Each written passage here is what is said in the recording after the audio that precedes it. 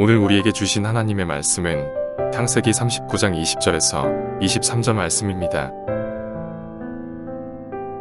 이에 요셉의 주인이 그를 잡아 옥에 가두니 그 옥은 왕의 죄수를 가두는 곳이었더라. 요셉이 옥에 갇혔으나 여호와께서 요셉과 함께 하시고 그에게 인자를 더하사 간수장에게 은혜를 받게 하시매 간수장이 옥중 죄수를 따 요셉의 손에 맡김으로 그 재반 사물을 요셉이 처리하고 간수장은 그의 손에 맡긴 것을 무엇이든지 살펴보지 아니하였으니 이는 여호와께서 요셉과 함께 하심이라. 여호와께서 그를 범사에 형통하게 하셨더라.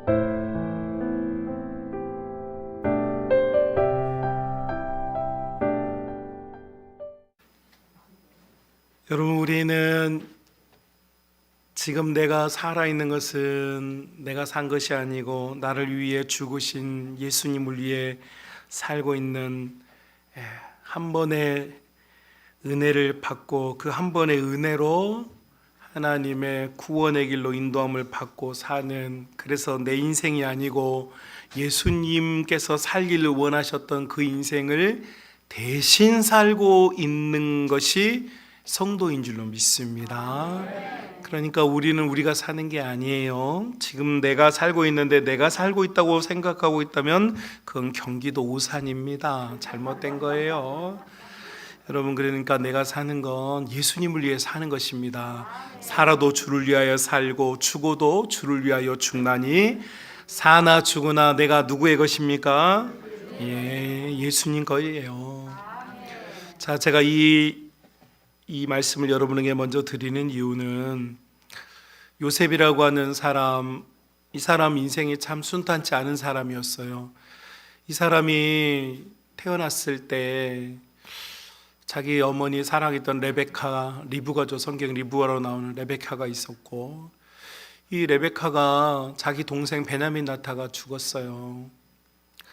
이 사람이 15살이 되기 전에 어머니를 일찍 먼저 보내고 겨우 아빠 사랑받으면서 살았는데, 그것도 한 14살 정도.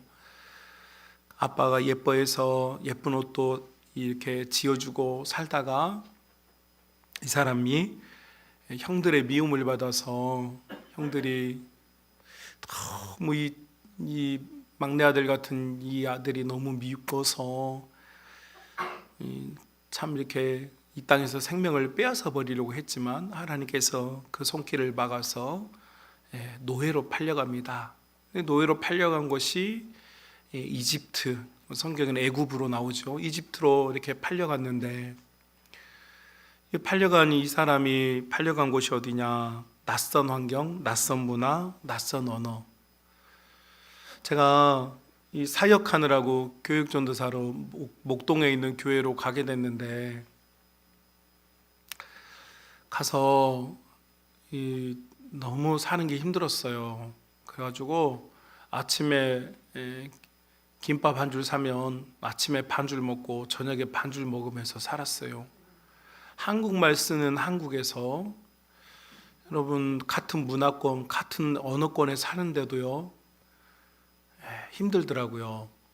이게 뭐 1970년대 얘기가 아니고 제가 2000년도에 목동에 갔으니까 2000년에 간 겁니다. 2000년에 22년 전 이야기예요. 너무 가난하니까 힘들었어요. 그런데 요셉은 노예로 팔려갔어요. 여러분, 우리가 노예의 삶을 살게 된 요셉을 좀 생각을 해봐야 돼요. 이 사람이 너무 이렇게 어린 나이에 팔려가가지고 이 노예에게 도대체 뭔 일을 시키겠습니까? 화장실 청소부터 시작해서.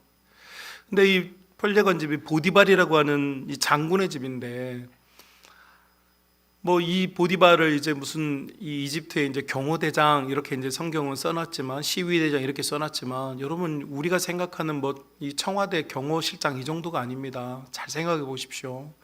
이집트는 대제국입니다.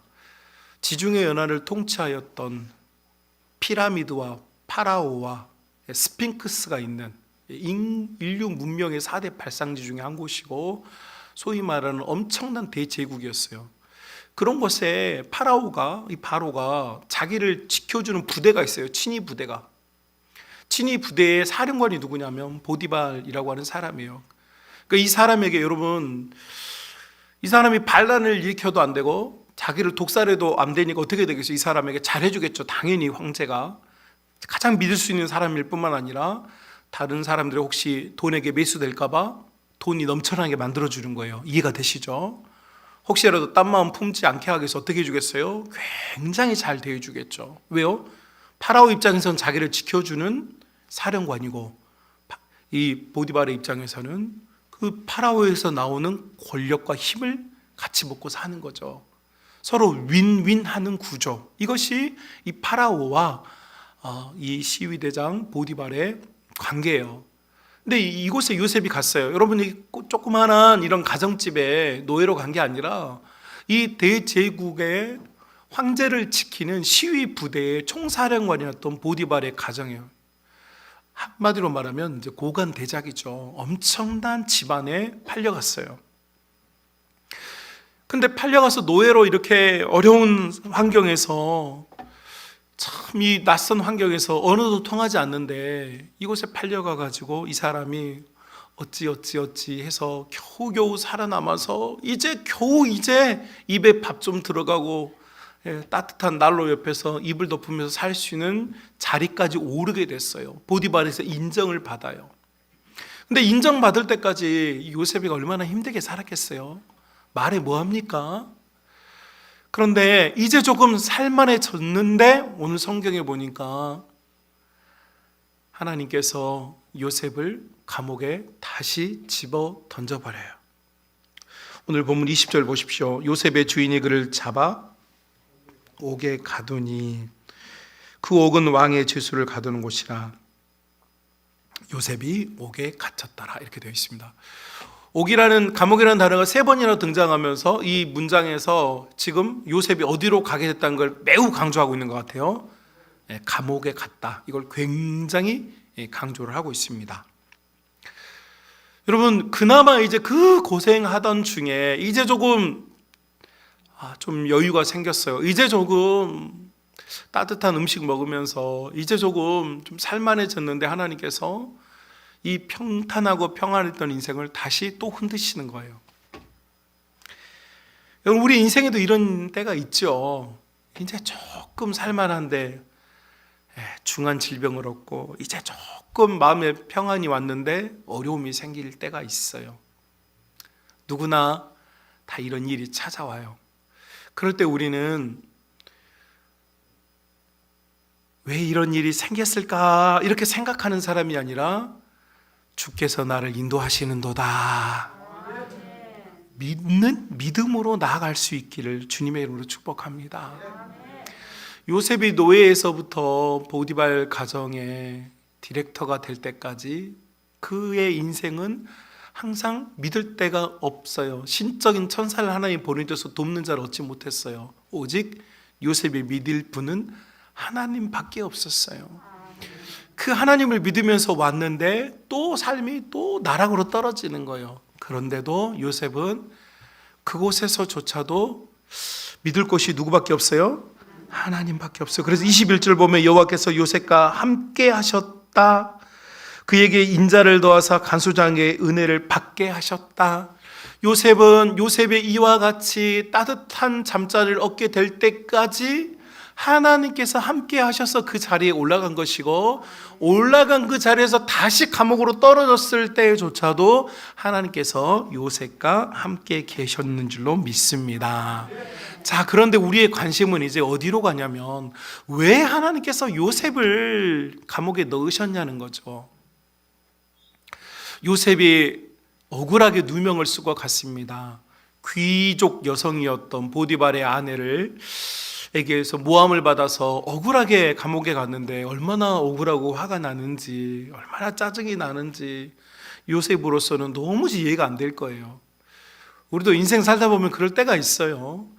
여러분, 나보다 신앙생활은 별로인 사람들이 더 잘 되고 교회도 안 다닌 자녀들이 더 번성해가지고 더 이렇게 귀한 선물들 가져다 오고 집에다 날라오는 거 보면서 여러분, 배가 아파요, 안 아파요? 여러분, 이 세상을 살다 보니까 도무지 우리가 이해가 안 되는, 하나님이 우리 입에서 그래서 자꾸 이런 말이 나오고 싶은 거예요. 하나님은 정말 살아계시는가? 하나님이 살아계신다면 평생을 들고 주님 앞에 헌신하고 봉사한 나는 이렇게 힘들고 어렵고 내 자녀들은 잘 안 되는 것 같은데 왜 하나님 없는 저 사람들, 교회에 봉사하지도 않는 저 사람들은 왜 나보다 더 잘 되는 것일까라고 하는 여러분 우리의 마음속에 질문이 들어요. 요셉도 아마 이 감옥으로 떨어지면서 너무너무 억울했을 거예요. 너무너무 속상했을 거예요. 그러나 요셉은 자신의 속상한 마음과 믿음을 바꾸지 않았어요. 그는 사람에게 속상함이 있고 질문이 찾아오는 순간에도 하나님을 믿는 믿음을 버리지 않고 내 마음은 잠깐 속상할 수 있어요. 그걸 막을 수는 없습니다. 새가 내 머리 위로 지나가는데 그걸 어떻게 막습니까? 지나갈 수는 있어요. 그러나 사랑하는 우리 믿음의 가정 여러분, 하나님은 우리를 가장 좋은 길로 선한 길로 지금도 인도하고 있는 줄로 믿습니다.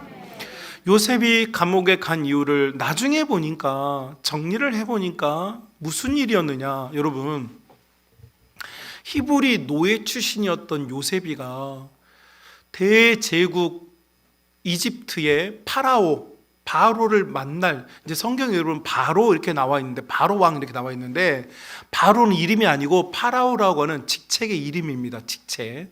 그러니까 바로 왕이라는 말은 조금 이렇게 어울리지 않는 거고, 파라오입니다. 파라오. 근데 이 파라오를 어떻게 만나겠어요? 노예가 만날 수가 없죠. 그런데 하나님께서 요셉을 어디다 넣어요? 감옥에 넣었는데 그 감옥에서 누구를 만납니까?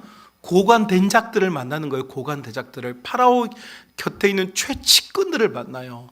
이제 성경에는 무슨 떡 맡은 간원장, 술 맡은 간원장 이런 표현들을 썼는데, 여러분 우리가 우리 한국 사람들이 생각하는 것처럼 무슨 음식을 좀 준비하는 사람들인가 보다, 그런 의미가 아닙니다. 여러분, 떡을 관장하고 술을 관장한다는 것은 이 황궁에서 왕 곁에서 이 황제가 우원하는 것을 가장 가까이서 백업하는 사람들, 소위 말해서 가장 신임하고 가장 좋아하고 가장 아끼는 사람을 말해요. 그런데 이 사람들을 누가 만나느냐? 요셉이가 만나죠. 만나는데 그냥 만납니까? 여러분, 이 사람들이 요셉에게서 도움을 받아요. 여러분, 고관 대작들이 요셉에게 도움받을 일이 뭐가 있겠어요?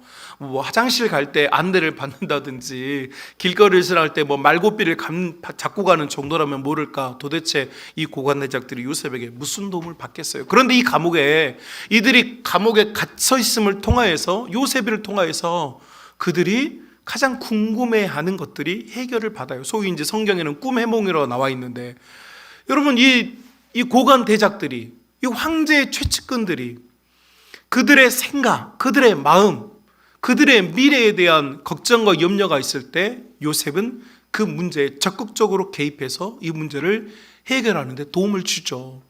그랬기 때문에 이 고관 대작들이 결국 자기들이 도움을 받았던 것처럼 자신의 파라오가 동일한 상황에 놓이게 되니까 어떻게 말합니까? 파라오시여, 내가 도움받은 사람이 있습니다. 제가 다른 일은 모르겠는데 이 일에 있어서만큼은 내가 도움을 받은 사람이 있습니다. 근데 이 사람이 지금 감옥에 있습니다. 파라오는 도움을 받고 싶어서 감옥에 있는 요셉을 불러냅니다. 여러분, 그곳에서 요셉은 하나님의 도움으로 파라오가 필요한 부분을 해결해 주죠. 여러분, 그래서 해결해 주는데 단순하게 여러분 생각해 보세요. 점 한번 잘 쳐줬다고, 꿈 한번 해몽해 줬다고 그 사람을, 어떤 나라에서 그런 사람을 총리의 자리에 임명합니까? 여러분, 성경을 띄엄띄엄 보지 마십시오. 여러분, 그래서 자꾸 여러분들이 성경을 우화나 동화처럼 생각하는 거예요.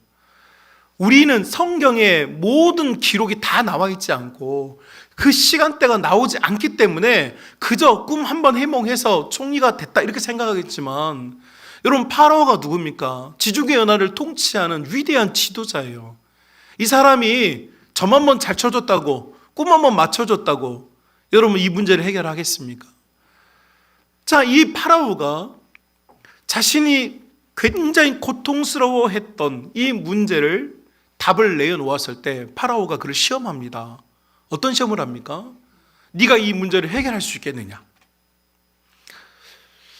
여러분, 점을 쳐주는 것, 꿈을 맞추는 것과요, 실력을 가지고 국정을 경영하는 것은요 전혀 다른 문제입니다.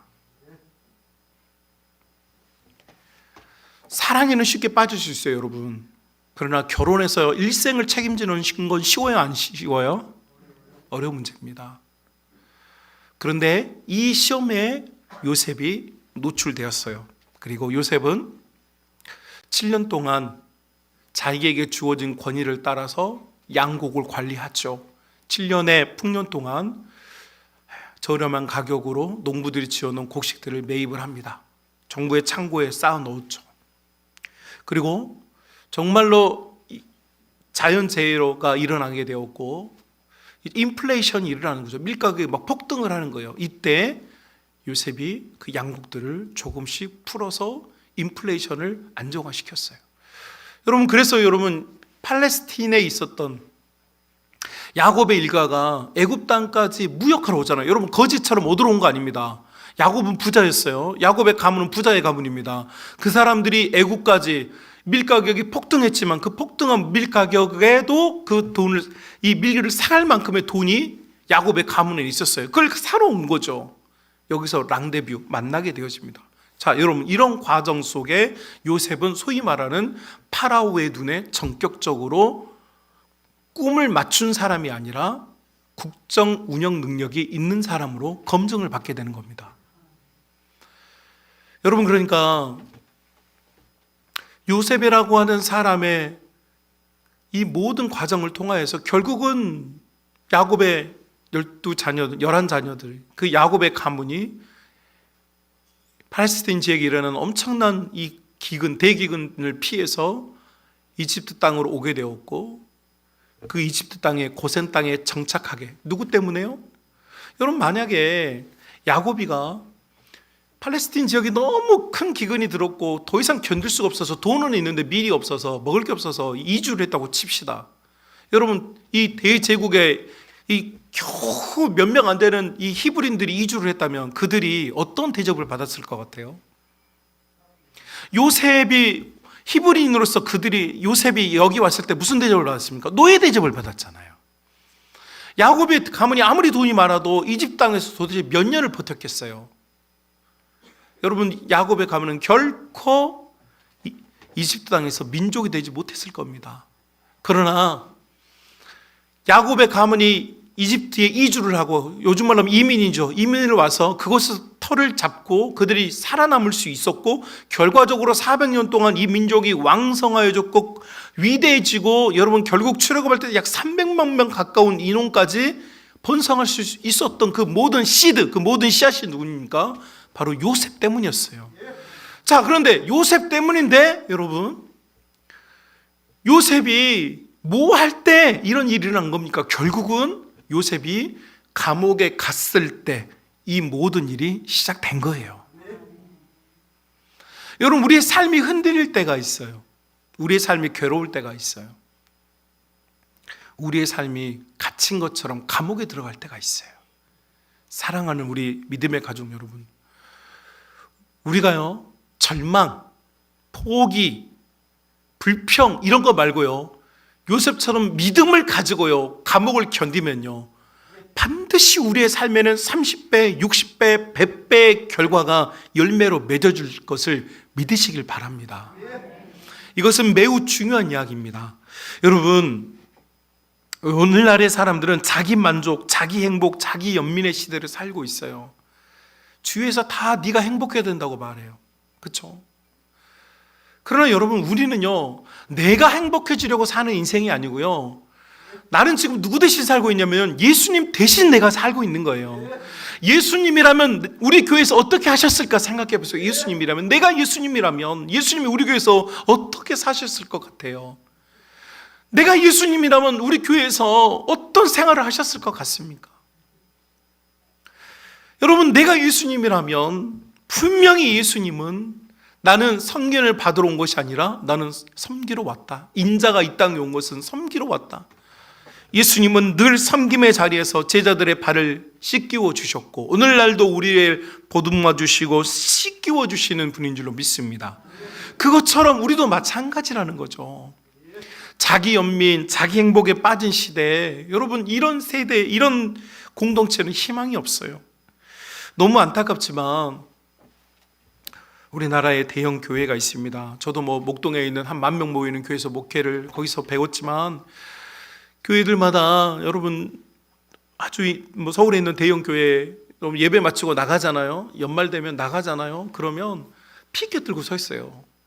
선생님들이 뭐라고 써져 있는지 아세요? 거기에 유치부 교사 부족합니다. 유치부 지원해 주세요. 중등부 교사 부족합니다. 중등부 지원해 주세요. 피켓 들고 서 있어요. 아니, 교인이 3만 명인데 교사가 없어요. 성가 찬양 대원이 없어요. 찬양팀이 없어요.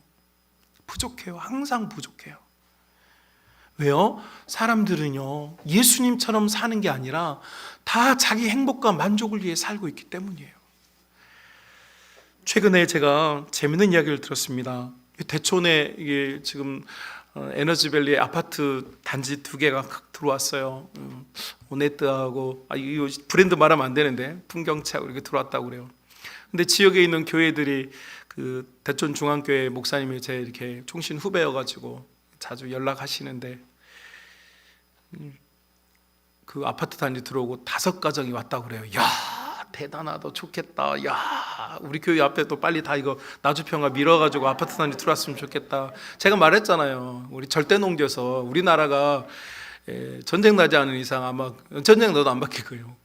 근데 좋겠다 그러는데 그 목사님이 하는 얘기가, 목사님 저희는 5가정 왔는데 어떤 교회는 한 30가정 와가지고 지금 예배당에 들어갈 데가 없는 교회가 있답니다. 그래요? 어딥니까? 그랬더니 우리 압천동 꿈의 농장 건너편에 작은 교회가 하나 있습니다. 예. 그러면 그 교회는 왜 그렇게 부흥을 했느냐? 너무 궁금하지 않아요, 여러분? 예, 너무 궁금하죠? 우리도 따라 했으면 좋겠는데, 그 교회가 부흥한 이유는 그 교회는 찬양대도 없고 교사도 안 하고 봉사도 없고 그냥 예배 시간 되면 다 모여서 예배 드리고 밥 먹고 다 간대요. 자, 무슨 말인지 아시겠습니까? 왜 사람들이 그런 교회에 몰리는 줄 아십니까? 봉사와 헌신 요즘 하고 싶어 하지 않아요. 그냥 소위 말하는 그냥 진짜 나 예배만 드리고 싶어요. 신앙적 이기주의. 그냥 나 예배 드리고 간다. 나 교회에서 주는 밥 먹고 간다. 그러니까 교사나 부서가 없으니까 봉사나 희생이 없어요. 그러니까 그 교회는 그렇게 부흥을 해가지고 미어 터진대요. 근데 제가 그 말을 듣고 마음이 너무 씁쓸했어요. 왜냐하면 이 시대의 교회들이 지금 예수님처럼 살려고 하는 게 아니라 그냥 죽어서 천국은 가고 싶은데, 주일날 교회 안 가면 좀 마음이 좀 걸리는데, 죽어서 천국은 가고 싶은데 교회에서 내가 봉사하고 헌신하고 충성하는 건 별로예요.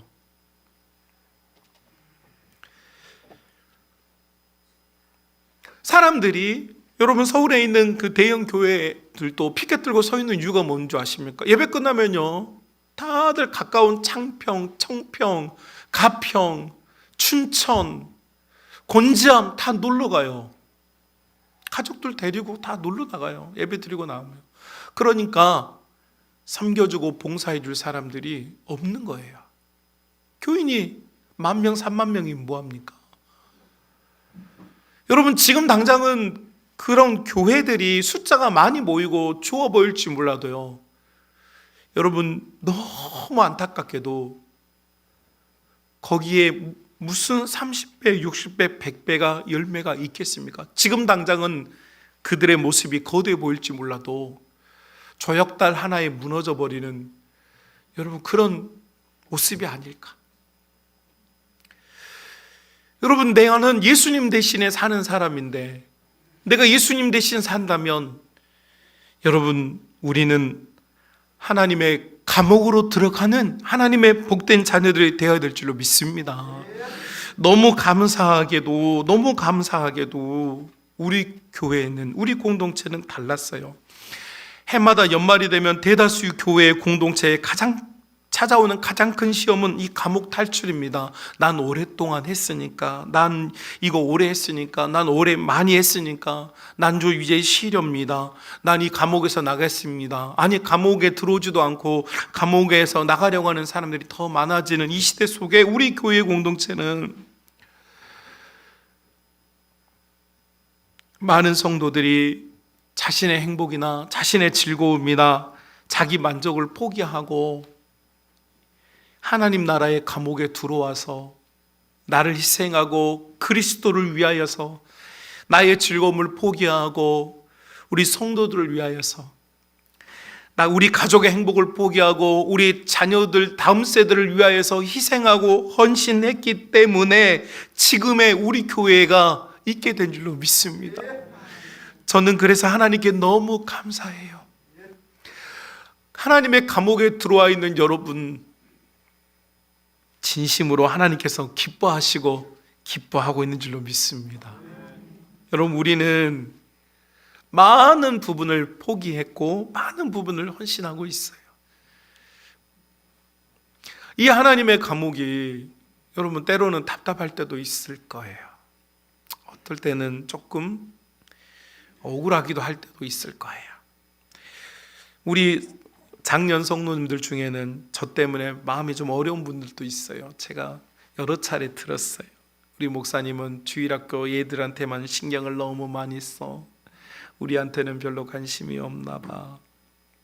여러분, 절대 그렇지 않습니다. 여러분이 없는데, 여러분이 없다면 저 주일학교를 지탱시켜줄 여러분 거대한 거목들이 없는데 쟤네들이 땡볕 아래서 어떻게 잘하겠어요? 불가능해요. 여러분이 계시고 여러분이 그늘이 되어주시고 여러분이 비바람을 막아주고 있어서 우리가 지금 모판에서 지금 다다음 세대를 키워내고 있는 거예요. 여러분, 제가 부족하고 몰라서 여러분을 더 가까이 더 귀하게 여겨주지 못하는 것이 아닙니다. 여러분이 감옥에 들어와서 많이 고생하고 애쓴다는 것을 하나님께서 아시고 부족한 저도 알고 있습니다. 여러분, 우리가 이 하나님의 감옥에서 우리가 얻을 수 있는 것은 많지 않더라도 우리가 이렇게 이 감옥에서 머물고 우리가 견딘다면 하나님께서 우리를 통하여 하나님의 세대들을, 하나님 나라를 일구어 주시고 민족을 이루어 주시는 하나님의 역사를 우리가 경험하게 될 줄로 믿습니다.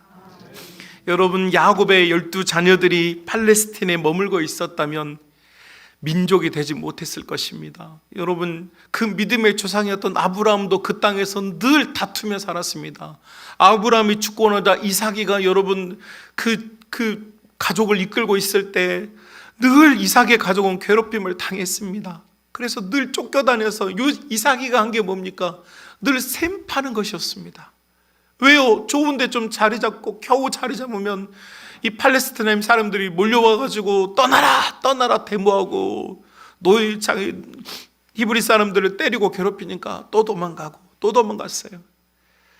야곱이는 자기 형 에서는 그 땅에 동화되어서 그 땅 사람들이었지만 야곱이는 삼촌 라반의 집, 즉 아브라함의 고향으로 돌아갔다 20년 만에 돌아와서 그 땅에 자리를 잡아보려고 하는데 우리 잘 알잖아요. 세겜 사람들과 무슨 일이 있었는지. 그러니 야곱의 12아들들이 도대체 민족을 만들 수 있겠습니까? 불가능하죠. 그래서 하나님께서는 요셉을 데려다가 애굽에 넣으셨고 감옥에 넣으셨고 그 감옥에서 요셉이가 견디고 하나님 바라볼 때 믿음을 가지고 있을 때에 요셉이 희생을 통하여서 민족이 만들어지고 하나님의 백성이 왕성해지고 하나님의 나라가 이루어진 줄로 믿습니다.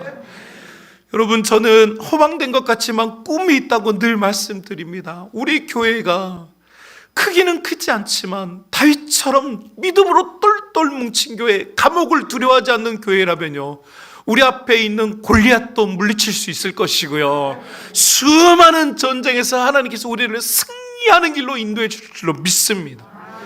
여러분, 우리가 이 감옥에서 조금은 어렵고 여러분이 누리고 싶은 행복을 다 못 누리고 여러분이 때로는 억울할 때도 있을지라도 우리 하나님이 여러분을 모른 척하거나 몰라서가 아닙니다. 누군가는 감옥에 있어야만 민족이 만들어지는 거예요. 누군가는 감옥에 머물러야만 하나님의 일이 만들어지는 것입니다. 그래서 우리 성만 가족 여러분, 이 감옥에서 저나 여러분이나 하나님의 감옥에 들어와 있는 여러분, 우리 낙심하지 말고 여러분, 우리를 통해서 하나님께서 얼마나 위대한 일을 이루실까를 기대하고 견뎌봅시다. 더 이겨내봅시다. 더 여러분의 낙심한 자들이 있다면 서로 좀 부둥켜 안고 일으켜 세워주고, 좀 울고 있는 사람 있으면 우리 하나님께서 도와주실 것이라고 여러분 서로 격려해주고, 여러분 진정한 평화는요 아무 전장이 없이 지내는 게 진정한 평화가 아니로요. 진정한 평화는 피 튀기는 전쟁터에서요, 예수님께서 나의 사령관이 되어주셨을 때 승리하는 기쁨을 맛봤을 때 그게 진정한 평화예요. 여러분, 우리 교회는 폭풍을 헤치고 나가는 배처럼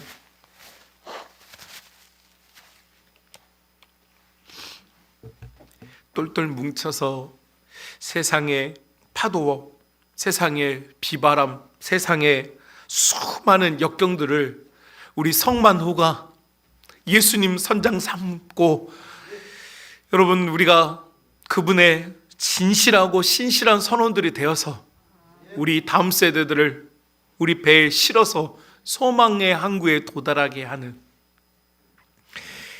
하나님의 감옥 전쟁에서 이기는 우리 성만 가족들이 다 될 수 있기를 주님의 이름으로 축복합니다. 하나님께서 약속하신 놀라운 열매와 결과들이 반드시 보장되어 있다는 사실을 잊지 마시기를, 우리 하나님이 지금도 우리와 함께 있다는 사실을 잊지 마시기를 주님의 이름으로 축복합니다.